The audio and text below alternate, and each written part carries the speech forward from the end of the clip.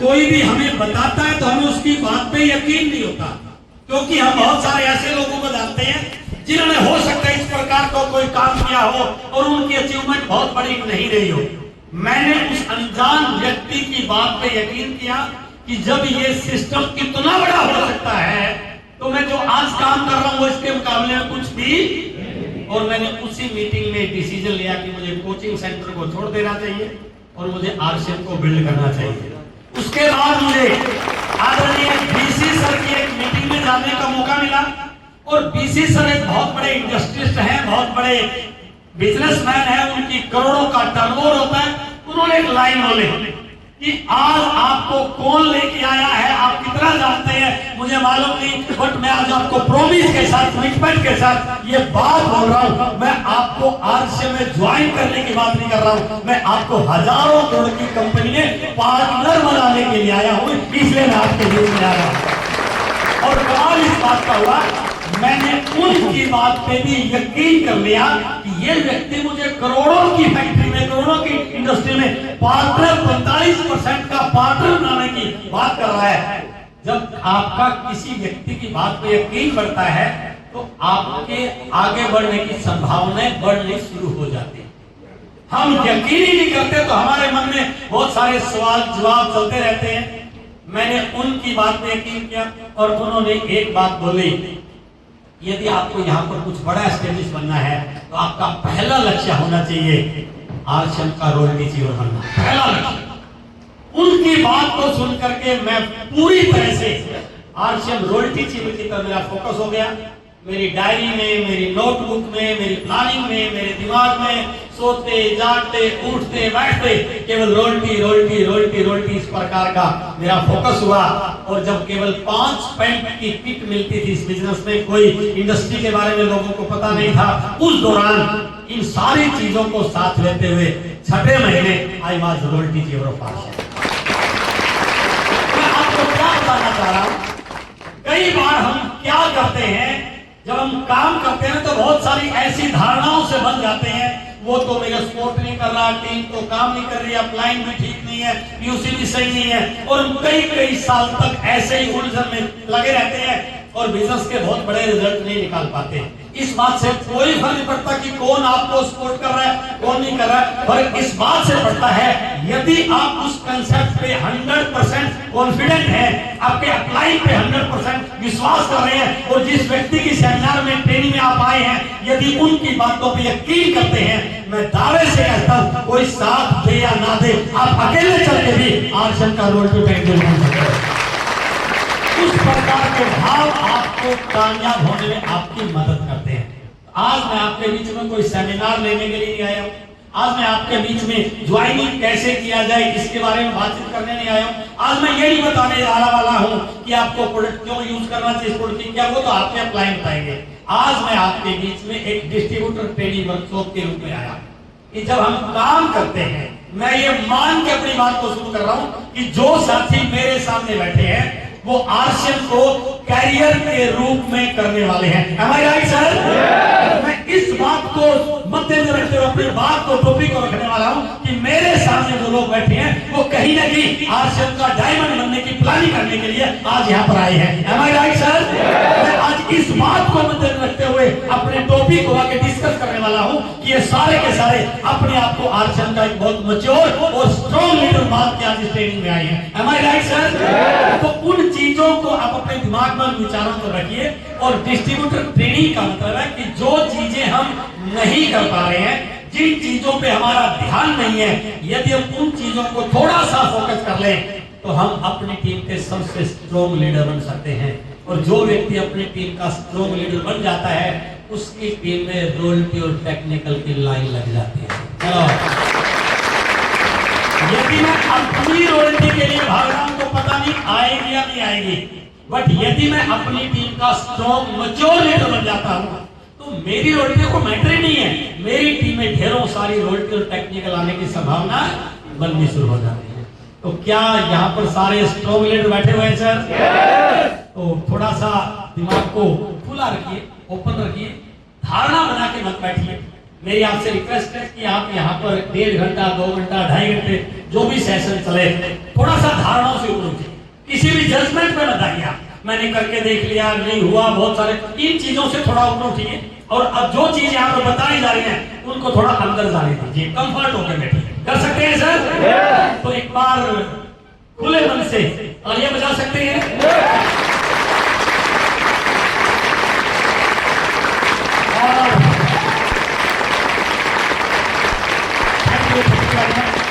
और आपके बगल में जो बैठा हुआ है उसकी तरफ मुस्कुराते हुए हाई फाई कर सकते हैं। हेलो, मुस्कुराते हुए उसको एक लाइन और बोलनी है। हेलो, बोल सकते हैं? आप शानदार हो, आप जोरदार हो, आप बहुत बड़े लीडर हो। ग्रेट ग्रेट, ये भाव रहेंगे ना, क्योंकि इस बिजनेस में से कुछ भी नहीं है, दुनिया का सबसे आसान व्यवसाय है। इतनी तेज गति से बढ़ने वाला दुनिया में कोई व्यवसाय नहीं है। पर कहीं ना कहीं हमें शुरू से यह बताया गया, शुरू से उस माहौल में हम रहे, शुरू से हमने लोगों को देखा कि हम एक दूसरे को प्रमोट ही नहीं करते हैं। दुनिया में कमियां निकालना, पड़ोसी में कमियां निकालना, व्यवस्थाओं में कमियां निकालना, इन चीजों के साथ हम बड़े हैं। तो हमें किसी की तारीफ करना सिखाया ही नहीं किसी ने। और यही इस बिजनेस में लोगों की असफल रहने का बड़ा कारण बन जाता है। बट ये दुनिया के व्यवसाय से अलग व्यवसाय है। यहाँ किसी की कमी निकाल के आप आगे नहीं बढ़ सकते, यहाँ किसी की तारीफ करके और किसी को प्रमोट करके आप सबसे आगे निकल सकते हैं। ये आदत थोड़ी सी लेट आती है क्योंकि हमें कमियां देखने की आदत ज्यादा होती है। तो इस इंडस्ट्री में ये सबसे बड़ी ब्यूटी है कि हम यहाँ पर कमियों पे काम नहीं करते, हम यहाँ खूबियों पे काम करते हैं। किसी की कमी मेरे जिंदगी में कुछ चमत्कार नहीं ला सकती, लेकिन किसी की एक खूबी मेरी जिंदगी में बहुत बड़ा चमत्कार ला सकती है। Right sir? आज के बाद खूबियों को देखने की अपनी नजर बनाइए। हम दुनिया को उस नजर से देखते जैसी दुनिया है, हम दुनिया को उस नजर से देखते हैं जैसा चश्मा हमने लगाया हुआ होता है। Right sir? यदि मैंने नीला चश्मा लगा लिया तो मुझे पूरे हाल के लोगों के ड्रेस नीली नजर आएगी, बट इसमें से बहुत कम साथियों ने नीले कपड़े पहने होंगे। यदि मैंने पीला चश्मा लगा लिया तो मैंने सभी साथियों के कपड़े पीले नजर आए। इसका मतलब तय स्पष्ट है कि ना आप नीले कपड़े पहन के आए हैं, ना आप पीले कपड़े पहन के आए हैं, बट मुझे सारे नीले और पीले इसलिए दिखाई दे रहे हैं क्योंकि मैंने चश्मा ही नीला पीला लगाया हुआ है।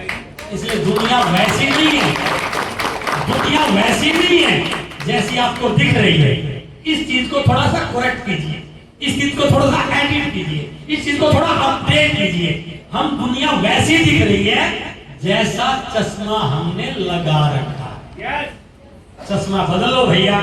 जिस दिन हम अपनी आंखों में खुशहाली का, सफलता का, प्यार का, मोहब्बत का, एक दूसरे की कामयाबी का चश्मा लगाएंगे तो इसी दुनिया में वही व्यक्ति जिसको दुनिया ने आज तक असफल किया, मैं गारंटी के साथ कहता हूं वो 2 साल चश्मा बदले, वो दुनिया के लिए एक मसीहा बन सकता है, कामयाबी का कारण बन सकता है। आज बातचीत का जो टॉपिक रहेगा वो थोड़ा सा अपर लेवल का रहेगा। आज प्रोडक्ट पे बात बहुत कम रहेगी, आज ज्वाइनिंग को लेकर बात बहुत कम रहेगी। आज बात रहेगी एक डिस्ट्रीब्यूटर जब इस बिजनेस में आता है, इस सिस्टम में आता है, इस मिशन में आता है तो वो किन और चीजों को अपने एक्टिविटीज में एड ऑन करे, वो कौन कौन सी एक्टिविटी करे ताकि वो बहुत जल्दी इस सिस्टम का एक सफलतम व्यक्ति बन जाए। Right sir? एक चीज और ध्यान रखिए, बगल में कोई यदि सो जाए, सुस्ता जाए तो थोड़ा सा उसको जगाते रहे। वैसे बीच बीच में मैं हाई फाई कराता रहूंगा, तो हाई फाई करने तो उसको जानना ही पड़ेगा ना। तो आप इसी हॉल में रहिए और मुस्कुराते रहिए और दिमाग में कोई भी प्रेशर मत रखिए। राइट? अब तक क्या हुआ, कितने लोगों ने मना किया, बिजनेस में अप डाउन है, इन सारी चीजों को डिलीट करिए। राइट? निकाल सकते हैं? मैं जो चीज बोल रहा हूँ थोड़ा फील कीजिए। जो भी अब तक हमारे बिजनेस में चैलेंज आए, जितनी भी रुकावटें आई, जितनी भी तकलीफें आई, जो भी जिन चीजों ने हमारे बिजनेस को डाउन करने का कारण किया, उन सारी चीजों को बाहर निकाल लीजिए। निकाल लिया? उनको एक पोटली में बांध लीजिए। हेलो? और पोटली में बांध करके उसको ऐसे कुएं में फेंक दीजिए जहां से उसके वापिस आने की संभावना। तो माइंड में एक नया सॉफ्टवेयर डेवलप होना शुरू हो जाएगा। और आज के बाद रिजल्ट वो होंगे जो शायद हमने कल्पना भी। ग्रेट। एक बार मानसिक जी के लिए जोरदार ताली कहे मानसिक जी।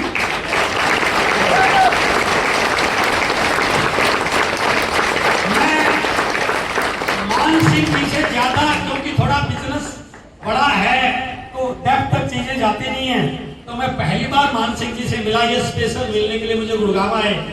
हमने एक मॉल में चाय पी, साथ में राहुल जी थे साथ में, तो वहां पर मैंने सुनाया कम सुना जा रहा। मैं जब बोला, जब उन्होंने मेरे से पूछा, नहीं पूछा तो मैं बोला नहीं। मैं जानना चाहता था अंदर क्या चल रहा है। तो मैं रियली में इनकी प्लानिंग को देख के, इनकी तैयारियों को देख के बहुत एक्साइटेड हुआ और मुझे उस दिन फक्र हुआ कि मेरी टीम में इस प्रकार के जोशीले और बहुत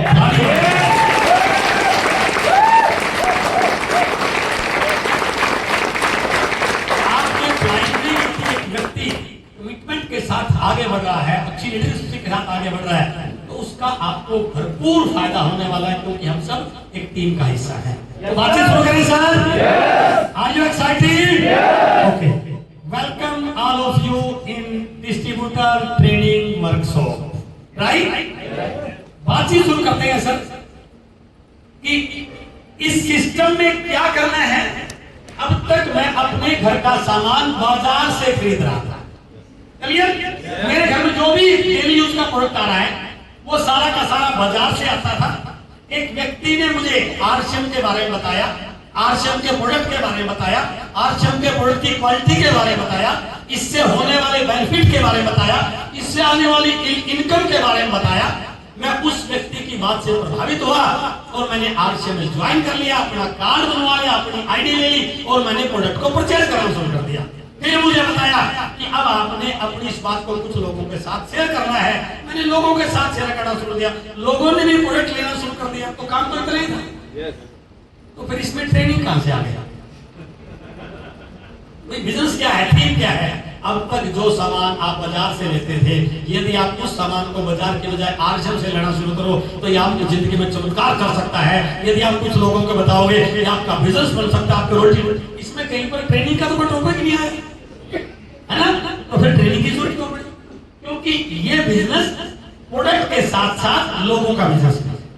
जब लोग आपकी टीम में आते हैं, वो अलग अलग प्रोफाइल के, अलग अलग नेचर के, अलग अलग आईक्यू के, अलग अलग विचारधारा के, अलग अलग बैकग्राउंड के, अलग अलग एटीट्यूड के, इतने सारे जब लोग आते हैं तो वो यहाँ आकर के जैसा आप चाहते हैं वैसा काम नहीं करते, अपने अपने अलग तरीकों से कुछ कुछ नए आइडियाज के साथ काम करने की कोशिश करते हैं।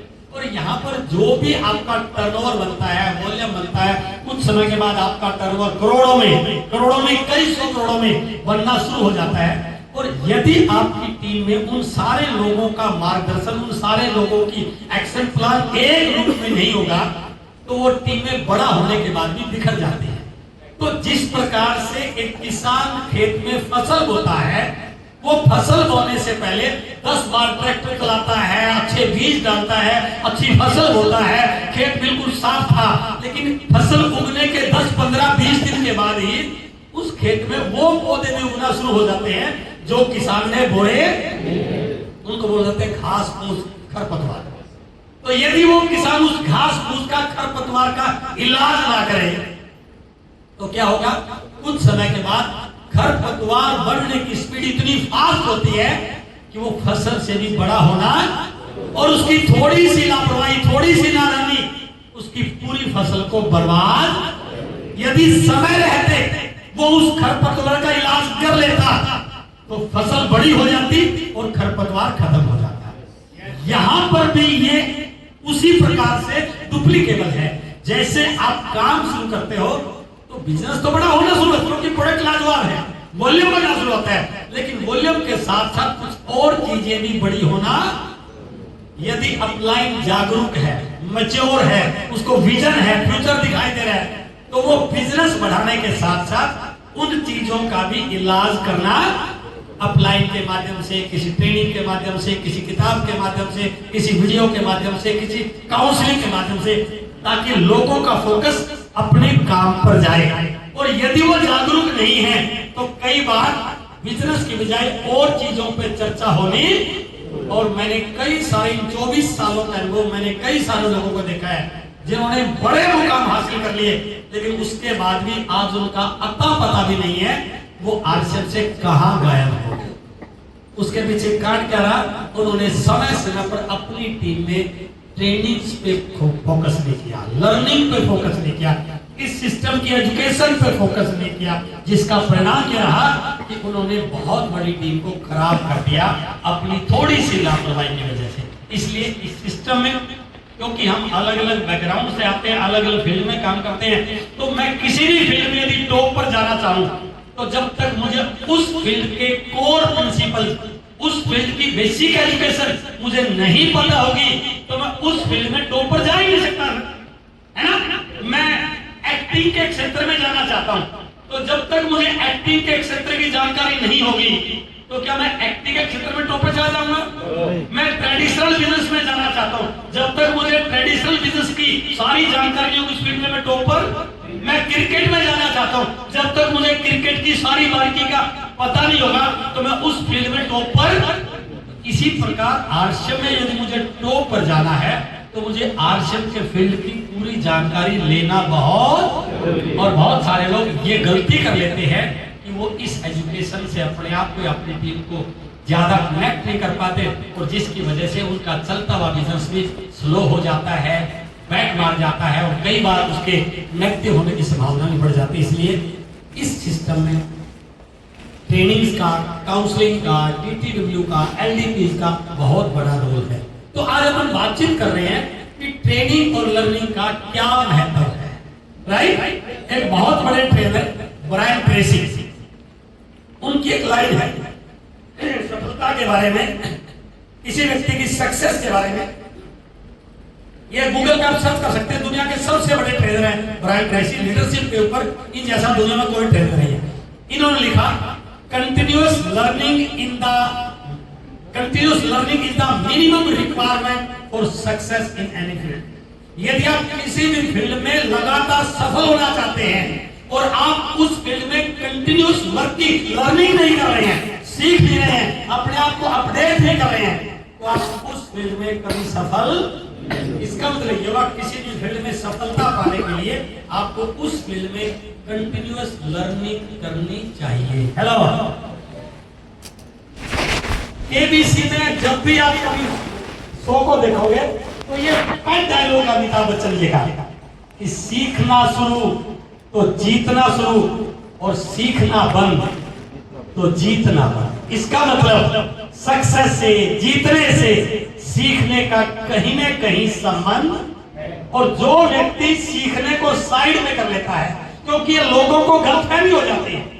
मेरी जो किताब की अभी जगदीश कबीरा जी बात कर रहे थे, locks and keys in network marketing, जो आज डायरेक्ट सेलिंग की बहुत पॉपुलर बुक बन चुकी है, उसके पहले चैप्टर में यही लाइन है कि एक बहुत बड़ी बीमारी जो बहुत सारे लोगों की असफलता का कारण बनती है, उसका नाम है मुझे सब पता है। ये बीमारी है सर, और ये ज्यादातर लोगों को होती है। यदि कोई 18 साल 20 साल का बच्चा किसी 40 साल वाले व्यक्ति को कुछ बताने की कोशिश करे तो क्या बता रहा है उस पर ध्यान नहीं जाता उसका। वो इस बात पे ध्यान जाता है कि जितनी तेरी उम्र है तुम्हें तो मेरा अनुभव हो चुका है, ये धूप में सफेद नहीं हुए, तो मुझे क्या बताएगा, मुझे तो सब पता है। हेलो, माफ करना मेरे शब्दों मत जाना, यदि मुझे सब पता होता तो मेरे पास आज सब कुछ होना चाहिए था। नहीं है तो इसका मतलब मुझे सब पता। तो ये बीमारी है, इसलिए ये बोला गया है कि सीखना शुरू तो जीतना शुरू और सीखना बंद तो जीतना। और सीखने की कोई उम्र नहीं होती और सीखने के लिए कोई पैरामीटर नहीं है कि मेरे से ज्यादा पढ़ा लिखा मुझे सिखा देगा, मेरे से बड़ी उम्र का मुझे सिखा देगा, ऐसा कुछ नहीं है। एक बच्चे से भी सीखा। वो अपन एक मीटिंगों में एक एग्जांपल देते हैं ना कि एक बार एक जैसे अभी सुनीता विलियम्स अंतरिक्ष से लौटी है, तो एक बार अंतरिक्ष में कुछ साइंटिस्ट गए वहां की सारी चीजें नोट करने के लिए जब वो अंतरिक्ष में गए, कितने करोड़ों का बजट था, वो 2-4 दिन अंतरिक्ष में रहे, और जब वो कॉपी पे नोट करने लगे, लिखने लगे, तो पेन ने काम नहीं किया, क्योंकि वहां एटमॉस्फेरिक प्रेशर का इतना इफेक्ट हुआ कि पेन ने वहां लिखा नहीं। अब जब पेन ने लिखा नहीं तो नोट क्या करते, तो खाली हाथ वापस आ गए। और आने के बाद उनका सबसे पहला जो मिशन था कि ऐसे पेन की खोज की जाए जो अंतरिक्ष में जाके लिख सके। ये प्रोजेक्ट दिया गया और एक सबसे बड़े साइंटिस्ट को उस प्रोजेक्ट का इंचार्ज बना दिया गया। ये पिछला मिशन इसलिए असफल हो गया क्योंकि वहां पेन चला नहीं। तो ऐसा पेन बनाया जाए जिसके ऊपर एटमॉस्फेरिक प्रेशर का कोई इफेक्ट ना आए। तो वो साइंटिस्ट लगे हुए, तो वो जो उनका इंचार्ज साइंटिस्ट था वो उस प्रोजेक्ट में बड़ा बिजी, दिन रात लगा उस प्रोजेक्ट में। कई दिनों के घर गए हुए और एक दिन सोचा चलो घर तो जाता हूँ, ये तो प्रोजेक्ट काफी लंबा है। महीनों के बाद घर आया, उसका छोटा सा बच्चा 5-6 साल का, जब पापा कई दिन के बाद घर आए तो बच्चा बड़ा एक्साइटेड हुआ और पापा के लिपट का, पापा पापा आओ खेलते हैं, पापा पापा आओ खेलते हैं। तो पापा ने कहा यार ये तो कई घंटे तक यहाँ मेरा टाइम खराब कर, मैं बहुत बड़े प्रोजेक्ट की जिम्मेदारी है, सरकार ने मुझे इतना बड़ा प्रोजेक्ट दे रखा है। उसने कहा बेटा मैं बिजी हूँ, मैं कल तेरे से बात करूंगा, अभी मेरी कोई मीटिंग चल रही है, मैं बहुत बड़े प्रोजेक्ट पे लग रहा हूँ, थोड़ा मेरे से आप दूर रहिए, थोड़ा मुझे टाइम दीजिए और ज्यादा परेशान मत कीजिए। लेकिन बच्चा कहाँ मानने वाला था। उन्होंने कहा नहीं नहीं पापा मुझे आपके हाथ खेलना है। बच्चे की जिद बहुत बड़ी होती है। जब पापा ने नहीं माना तो बच्चे ने हार मान के बोला चलो नहीं खेलते कोई बात नहीं, तो मुझे ये तो बताइए आप क्या किस काम में लगे हुए हैं। तू क्या बताएगा किस काम? नहीं बताइए मुझे, या तो खेलिए या मुझे बताइए। उसको लगा खेलने में टाइम ज्यादा लगेगा, बताने में तो 1 मिनट लगेगी। उन्होंने कहा बेटा पीछे हमारा साइंटिस्ट का दल अंतरिक्ष में गया था, वहां पेन नहीं चला, तो मैं एक ऐसे पेन की खोज पे लगा रहा हूं जो अंतरिक्ष में जाके चले। उसने कहा बस छोटी सी बात के लिए परेशान हो रहे, अरे पापा यदि वहां पेन नहीं चलता तो पेन से ले जाओ। इस सवाल का इलाज बड़े साइंटिस्ट ने हुआ, एक छोटे से बच्चे ने 1 मिनट में इलाज कर दिया उसका। तो कहने का मतलब है जब किसी व्यक्ति के दिमाग में घुस जाता है, और इस बिजनेस की एक सबसे कमजोर पॉइंट है सर, जैसे थोड़ा समय आता है ना उसको फूल माला मिलते हैं, तालियां मिलती है, अप्लाई जी गुरु जी, वो गुरु जी हवा में लग जाता है। अब वो ना अपनी अप्लाई की सुनता ना सिस्टम की सुनता, अपनी दुकान खोलना शुरू कर देता है और वहीं से उसका डाउनफॉल होना। और ये सबसे बड़ा ड्रॉबैक है सर इस बिजनेस में काम। इसलिए मेरी आपसे रिक्वेस्ट है कितना बड़ा लेवल हो जाए। मैं 24 साल से मैंने 500 से ज्यादा किताब पढ़ ली, पता नहीं कितनी सारी ट्रेनिंग, बहुत बड़े बड़े पेड ट्रेनिंग, लेकिन अब तक इस इंडस्ट्री के बारे में 0.1% भी मुझे मालूम नहीं है। सीखने की कंटिन्यूस यदि आपकी प्रोसेस है तो आप इस सिस्टम में लगातार आगे बढ़ते जाएंगे। क्लियर है सर? और सबसे बड़ी बात, एक बहुत बड़े ट्रेनर, इंडिया के सबसे पुराने सबसे बड़े ट्रेनर जिनका नाम है शिव खेड़ा, उनकी किताब है जीत आपकी। उस किताब के कवर पेज पर यह लाइन लिखी हुई है, जीतने वाले कोई अलग काम नहीं करते, वो हर काम को अलग ढंग से करते। तो जीतने वाले और हारने वाले में इस बात का फर्क नहीं, वो काम नहीं कर रहा। दो व्यक्ति एक जगह एक ही टीम में एक ही अपलाइन की डाउनलाइन में ज्वाइन करते हैं, और ज्वाइन करने के बाद 6 महीने 1 साल के बाद दोनों के रिजल्ट में आपको बहुत बड़ा अंतर नजर आएगा। दोनों काम कर रहे हैं, लेकिन दोनों के रिजल्ट में अंतर किस लिए हुआ? जीतने वाले कोई अलग काम नहीं करते, वो हर काम को अलग ढंग से करते। काम करने का जो तरीका है ना, वो आपके रिजल्ट निकालेगा। काम करने से परिणाम नहीं आएंगे, सही ढंग से काम करने से परिणाम आएंगे। मैं जब पढ़ाता था तो मैं जब बच्चों को सवाल देता था सॉल्व करने के लिए, तो मैं क्या देखता था, कुछ बच्चे ऐसे होते तो 2 मिनट में सवाल निकाल देते थे, लेकिन कई बच्चे ऐसे होते थे जो 10-15 मिनट तो लगे रहते थे। वो लगे हुए तो थे, खाली नहीं बैठे थे, लेकिन फिर भी सवाल होता। इसके पीछे क्या कारण था कि उनका फार्मूला गलत लगा हुआ, क्योंकि जीतने वाले कोई अलग काम नहीं करते, वो हर काम को अलग। जब तक आपका तरीका प्रॉपर नहीं होगा, जब तक आपका काम करने की उसमें स्किल डेवलप नहीं होगी, जब तक आप उस काम को सही तरीके से करोगे नहीं, तो रिजल्ट कहां से आएंगे सर? आ ही नहीं सकते। मना कर दिया। जगदीश कबीरा जी ने 10 लोगों को प्लान दिखाया और 8 लोगों ने यस कर दिया। तो प्लान तो वही था, कंपनी वही, प्रोडक्ट वही, प्लान वही, तो फिर दोनों के रिजल्ट में अंतर किस बात का? कहीं ना कहीं प्लान दिखाने के तरीके में, वो प्रेजेंटेशन स्किल मेरे पास नहीं थी, वो डायलॉग डिलीवरी में सही नहीं कर पाया, उस प्रकार से मैं सामने वाले के ऑब्जेक्शन को हैंडल नहीं कर पाया, उसके ड्रीम को नहीं निकलवा पाया। यदि मैं उसको सीख लूं तो इनके तो 10 में से 8 लोग यस करते हैं, मेरे 10 में से 11 लोग यस कर सकते हैं। क्यों? क्योंकि जीतने वाले कोई अलग काम नहीं करते, वो हर काम को अलग। इसलिए ट्रेनिंग्स का, लर्निंग का हमारी सक्सेस पर, हमारी रिजल्ट्स पर, हमारी परफॉर्मेंस पर, हमारी प्रोडक्टिविटी पर डायरेक्ट इफेक्ट पड़ता है। कुछ चीजों का इनडायरेक्ट इफेक्ट होता है, लेकिन लर्निंग का और सीखने का हमारी सक्सेस पर, हमारी परफॉर्मेंस पर डायरेक्ट इफेक्ट पड़ता है। इसलिए यदि आपके कुछ सपने बड़े हैं, यदि आप यहाँ से कुछ बहुत बड़ा करना चाहते हैं, यदि आप इस बिजनेस के माध्यम से आने वाली पीढ़ियों को फाइनेंशियली सिक्योर करना चाहते हैं, तो आज के बाद एक बात आप नोट करके जाना कि सीखने वाले प्रोसेस में कभी आप रोड़ा मत करना।